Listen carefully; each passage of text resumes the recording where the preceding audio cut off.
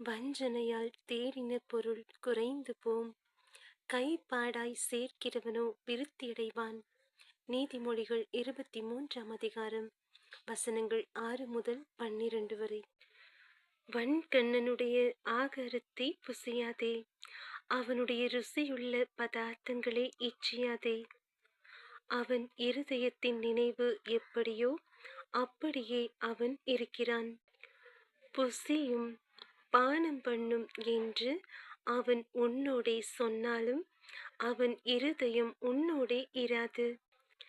நீ புசித்து துணிக்கையை வாந்தி பண்ணி உன் இனிய சொற்களை இழந்து போவாய். மூடனுடைய செவிகள் கேட்க பேசாதே, அவன் உன் வார்த்தைகளின் ஞானத்தை அசட்டை பண்ணுவான். பூர்வ எல்லைக்குறியை மாற்றாதே, திக்கற்ற பிள்ளைகளுடைய நிலங்களை அபகரித்து கொள்ளாதே. அவர்களுடைய மீட்பர் வல்லவர், அவர் உன்னுடனே அவர்களுக்காக வழக்காடுவார்.